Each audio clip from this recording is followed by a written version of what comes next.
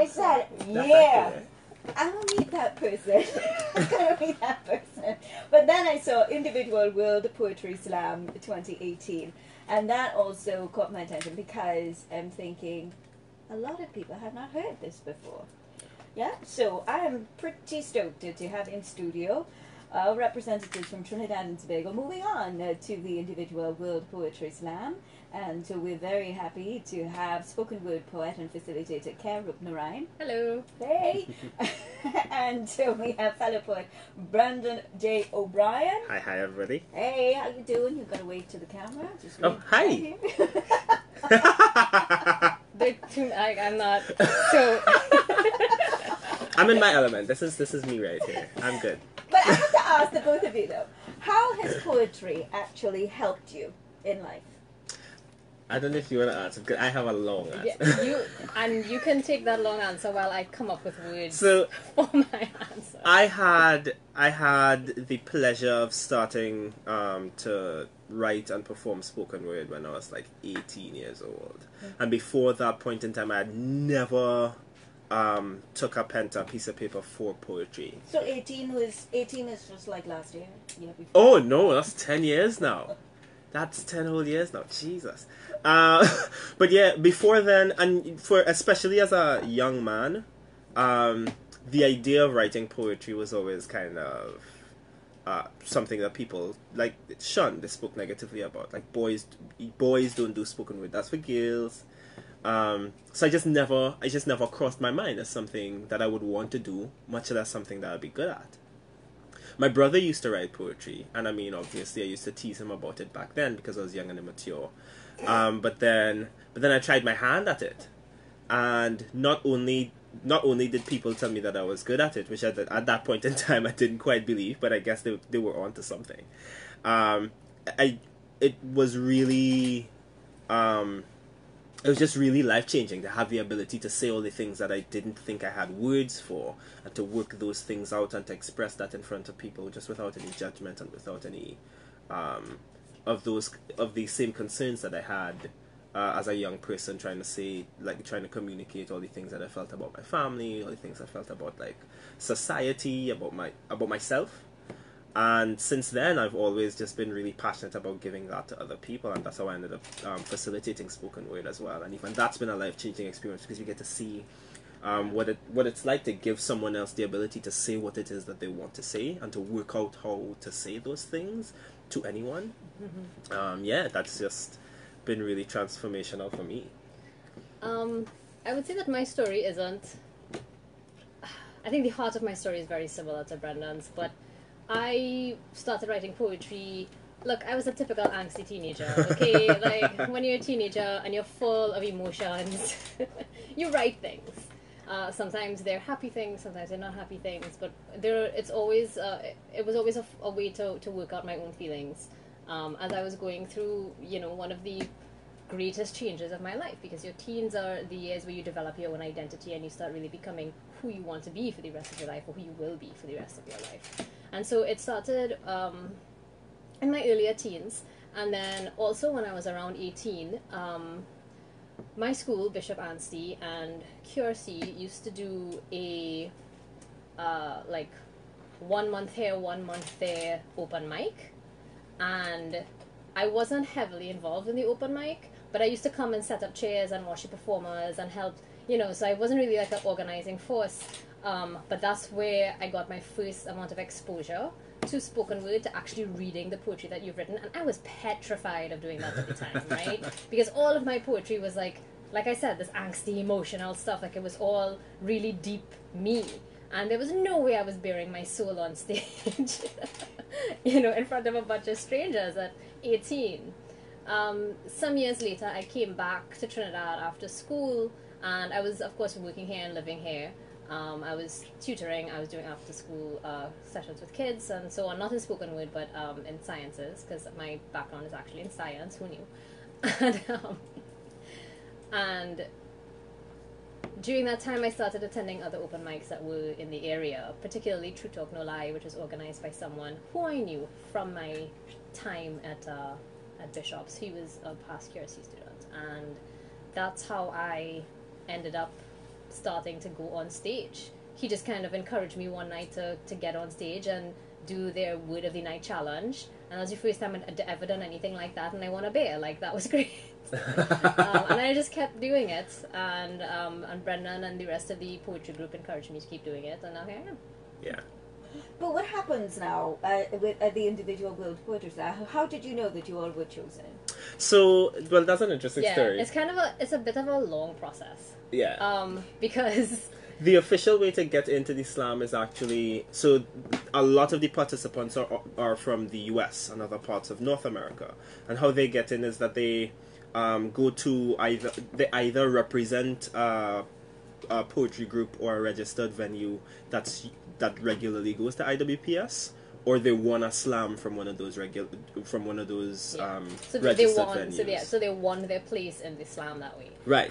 Trinidad and Tobago doesn't have a registered venue, so the only way for us to get into the slam is to be what they call a storm poet, which means that after everybody else has registered, we get to register, and then they decide whether or not we... Yeah, basically they draw straws and stuff. And we had, so when we sent them an email and said, look, we really want to be there, they were like, well, send us samples of your work. Do you have a performance resume? Yeah.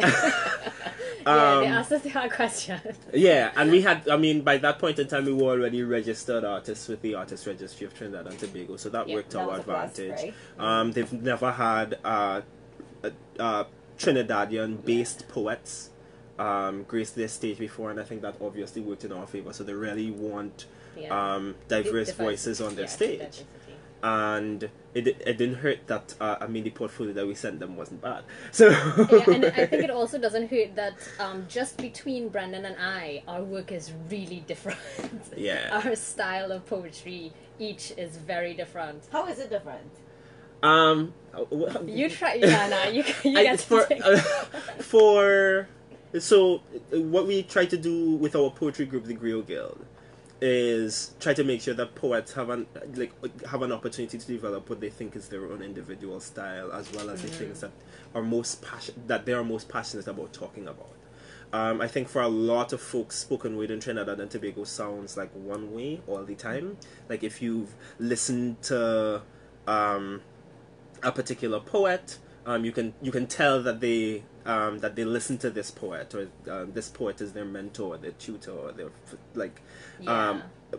for us, we always wanted to make sure that if you care a lot about, a lot of Keir's issues are obviously about women's rights and feminism and equality, but from that lens, how can we make sure that she ends up clarifying that voice, and that sounds like Keir. Whereas for me, I care a lot about, I obviously care about issues affecting men, but I also care about youth issues. I care a lot about... A lot of Brendon's pieces are, when he says like issues about men, he's also talking about things like feminism and equality, but really from the perspective of toxic masculinity, like how that sort of has affected and informed his own life, and why he believes that this is something that we need to change and to break. Yeah. I was thinking, not that because I don't think our topics are necessarily that divergent, right? But I think his style tends to be a lot more aggressive sounding. I say aggressive sounding, not that it is aggressive, but well, that's compared to your style. In comparison to my style, which tends to be a lot. I don't want to say gentle, because it's not as though I'm not assertive in my work. I don't feel like I'm assertive in my work, but I don't approach it from a place of indignity and frustration, perhaps. Right. What's also really great about Keir's work... I just noted that she looked at you a particular way when she said... Yeah, the people on your life, sorry. What I think is really great about Keir's work as well is that Keir's work is, I think, I don't want to say less direct than other people's work, but that she genuinely wants to take you on a journey, and then if she gets a chance to pull the rug out from under you and show you something much deeper. Yeah, that's something that I've been accused of a lot. Like, I will lull you into a sort of false sense of security with this poem, and all of a sudden, bam! And you're like, wait, what just happened? what just happened to me? What just happened in this poem?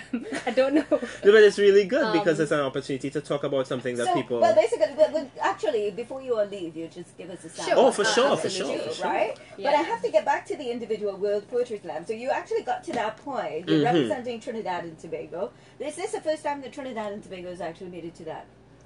It is. So we don't want to mislead anybody. We have been told that people of Trinidadian heritage have been on the stage. For instance, we know for certain that Roger Bonner Agard, who works a lot in New York and Chicago, a lot of his spoken word. People know him from the U.S. but he was actually born and raised in Trinidad and Tobago. Right. His mom used to be the principal of Georgia's, my alma mater. He's been there. He's made it to the finals at least once. So we know at least that there's one person from Trinidad and Tobago who's been there, but there's never been a poet who's based in Trinidad and Tobago currently who officially is representing. So when Roger went there, he was representing a group out there in the U.S. Right. This is the very first time that they're going to have poets who are based in Trinidad and Tobago. All of their work, all of their career has happened in Trinidad and Tobago. So this is an annual event. This is an annual event, yeah. Okay, so this is actually pretty amazing. I mean, that you guys are moving on, full-fledged Trinbagonians moving to the and to take stage as some of the folks whose poetry books we have on our bookshelf. It's going to be really intimidating to go on that. How many countries are participating in this? Do you know? There is a different. I know that there is. Pardon me.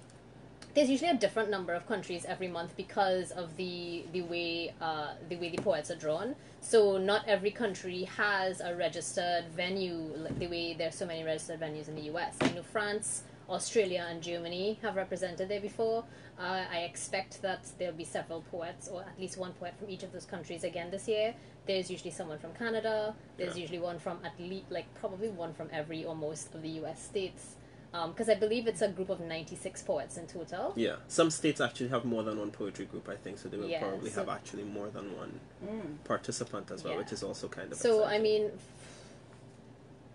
I mean, those 4 countries outside of the US and Canada, which was, not outside of the US and Canada, because I think I included Canada, so Australia, Germany, and France. Those are the only ones that I know for sure are there regularly, but it's my understanding that there are other countries that kind of end up there every year, just like we kind of ended up there. Yeah, so there's a possibility that we might see stone poets from other parts of Latin America, that we'll see stone poets from other parts of Europe.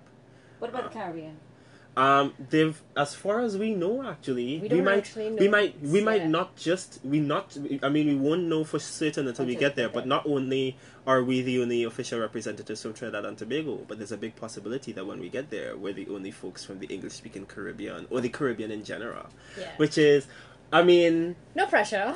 Yeah, my shoulders could take it. But it's really exciting to just be able. Yeah. One of the things that we're really kind of passionate about doing is figuring out how to not just show that poets from the Caribbean are just as good as the poets that you've seen on YouTube or you've seen on Def Poetry Jam, but how can we take a little bit of our culture up there too? So actually what we want to try to do is, if it's possible, we want to facilitate a spoken word workshop there as well. Yeah, so part of the individual World Poetry Slam, I always say international because I know it's an international event.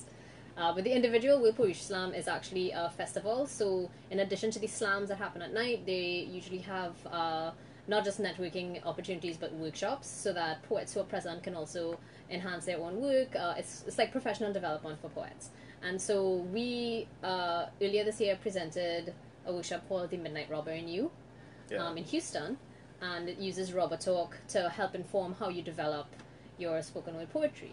Right, and kind of dive into folklore characters, or in our case it would be old mask characters, the Midnight Robber, and similar from your own cultural background and from your own ancestry, to see how that can help inform the spoken word that you write, especially if you're someone who enjoys writing about or prefers to write about ethnic-based issues, which I know is a very popular topic for many people, especially if you're an immigrant, because we present this in the US, and the US has so many immigrants, and they're struggling with those same kind of, those identity back and forths, right?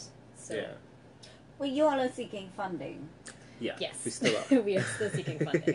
And that was, you see, because now I'm thinking, you're representing Trinidad and Tobago, And then you have to seek funding. So, Have you received any support from the ministry? I don't want to be unfair to them. They have told us, well, look, guys, we could give you something to go up the road, but we don't know when. Yeah. When do you have to go up the road? We leave if we leave. When we leave. When we leave. When we leave. Come on, October. Keir. Hey, I try. He's the optimist. Hope springs I am eternal. the cynic. Okay. That's what we makes us such are a good team. leaving. It's true. It's true. Well, maybe Okay. you should answer this question. The 8th. Yeah, Our flight so will be on the 8th. Okay, I said will. Yes. I said will. Our flight will be on the 8th of October. It's a bit of a long flight, so ideally we're leaving on the 8th so that 23 hours. yeah, there are shorter flights, but they're also much more expensive. So let's shoot for the, the cheap flight. Yeah. So to be fair to the Ministry of Community Development, Culture and the Arts, they have told us that they have something for us. They haven't told us how much. They haven't told us when we'll get it. Okay. When we last spoke to them, they said it's really, if we're absolutely honest with you, it makes sense that you make alternative plans. Yeah, and that was last Monday. Yeah. So you've started this GoFundMe campaign. Yes. So we So started a that's the GoFundMe reason we campaign ended up with the GoFundMe. to reach out to. We know that there are a lot of folks who are really supportive of just getting Trinidadian culture and community out there, as evidenced by how many people went and spammed votes for Anya Yangchi to win Project Runway, and we have a next set of people spamming votes now for Ola Tunji to make it to the next round of X Factor, and that's gonna happen for a while. And when that happens, we win. Like there's no doubt about it. When we put our hearts into it, and we really want to show that Trinbagonians are like salt, we could be everywhere. Yeah. We do everything within our power to make sure that people have the tools and people have an opportunity to really put their best foot forward and win. And it always happens that way. And we know that there are people who either, if you care about spoken word, if you care about young people getting an opportunity to take their talents globally, if you just care about people showing off the Trinidadian flag and being obnoxious about it, if you wear that I cake think of that if you beef. really care, I think that if you care about representation in general, I think it's a big deal. I just think it's a big deal to see a pair of Trinidadians on an international stage doing something that most people don't realize can be a big deal outside of hair. Yeah. And it is a really big deal in the US. It's kind of it's making its own revolution right now. Yeah. And we could be there and we can be a part of that. And I think that's a really important. So how And you does know- this campaign work? Just so that the listeners and anybody else who would like to help you out. Okay, so it's basically really simple. We have a GoFundMe page. Mhm. So if you go, it would be GoFundMe.com / TT-2-IWPS. Yeah. Yeah? And if you go to that page, you can just leave us a donation. You could also leave us a nice kind message saying how badly you want us to mash up the people's stage. And your funds, however much that be, and it could be as little as $1. And that's something that we really want to kind of harp on, is that I think a lot of people want to donate, but they can't give that much. They don't know how they can really be a help. If you can't give $8, that's fine. You can also just share it to somebody who you think might actually be able to. That's Every really little important. bit helps. And that is going specifically to us. To pay airfare and accommodations. That's it. If we have to figure out how to put some We will cricks take and cricks peanut in butter on a our plane. suitcase and a peanut butter. Yeah. That's I'm totally okay. I will eat cricks for the week. I'm cool with it. That's I love fine. cricks. Vital supply. Yeah, that's okay. Right? All we really need to do is get there. And show have up. somewhere Have a to place to stay. stay. Yeah. Right. Yeah. Okay. And fine. There are also a lot of people who, because in order to do the online transactions, you need to have like a credit card or a PayPal account or something. And I know that there are a lot of people who don't have that. And we have accepted and we continue to accept in-person donations. So it would just be a matter of reaching out to us on Facebook or even through that webpage. You can reach out to us and say, hey, I can't donate online, but can we meet you and do so and so? Or, you know, I'm in South and you're in like Trin City. Give me a bank account number. Okay, or, so we can just leave a message. You can just leave and a I wanna be thankful to all the folks who've been, because just yesterday an absolute stranger messaged me on Facebook and said, hey, could I like meet you down the road? I wanna donate something, but I couldn't give to the GoFundMe. And I was like, really? I mean, yeah. Let's.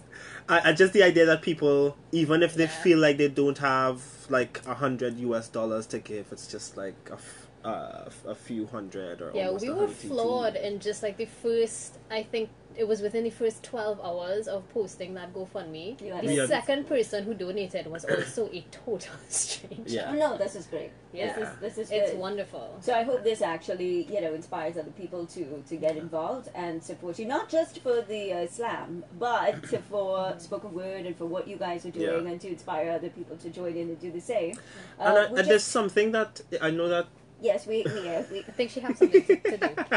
Spoken word. Give her a minute.